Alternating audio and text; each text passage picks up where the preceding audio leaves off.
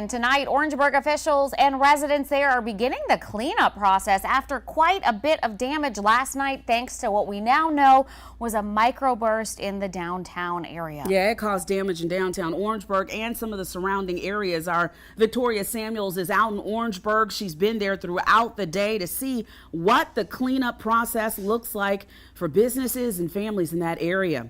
Victoria. Yes, Darcy and Andrea, we are so thankful to report that there have been no injuries reported. But of course, last night, like many people in the Midlands, I did not get a good night's sleep because of those loud thunderstorms.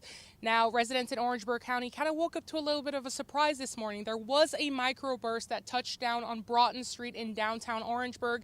And I'm going to step to the side to show you a little bit of the damage. Now, there was a cleanup crew that came in and did a great job. But as you can see, on the top of this building, the roof blew over completely, folding in half. And as the camera pans down, you'll see some windows got completely shattered. There was some debris out on the floor and in the street, but the cleanup crew definitely did such a good job. Now, I was able to speak with a county official. I was able to speak to a business owner right here on Broughton Street, and I was also able to speak with a resident who had a tree fall on his house. This is what they had to say. National Weather Service came in this morning, confirmed that this is a microburst. It's not a tornado, but a microburst.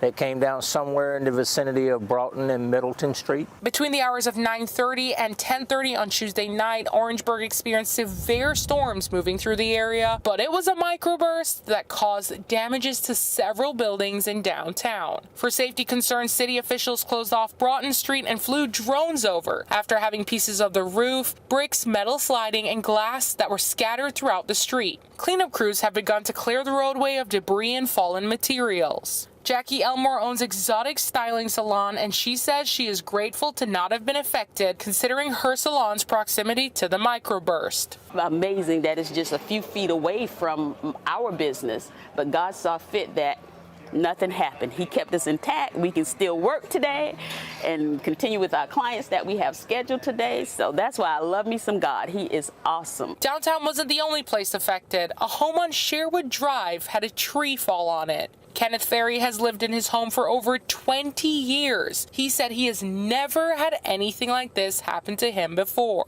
Well, the wife and I was sitting watching television, and we noticed the weather was getting a little cloudy, and after that the wind got up, then we heard a little hail, and then we heard a big boom, and the tree fell. Ferry warns other homeowners to remove trees that are close to their homes. Get rid of those trees. Get rid of them. Hey, same reason, windstorm, whatever happened last night, close enough to the house, it could fall on it. Officials say Broughton Street in downtown Orangeburg will be closed until Thursday afternoon, but they are reminding the public to always have a safety plan in place. Just remember, anytime we have a thunderstorm, we can have a severe wind event like this, and we can have damages like this. So just be safe and always have a plan.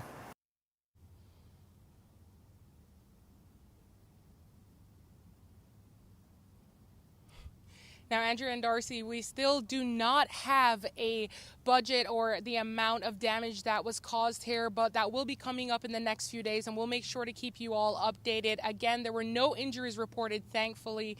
In Orangeburg, Victoria Samuels, News 19 WLTX. Well, Victoria, we're so thankful that no one was injured, but that is still very scary to have something like that happen. Oh.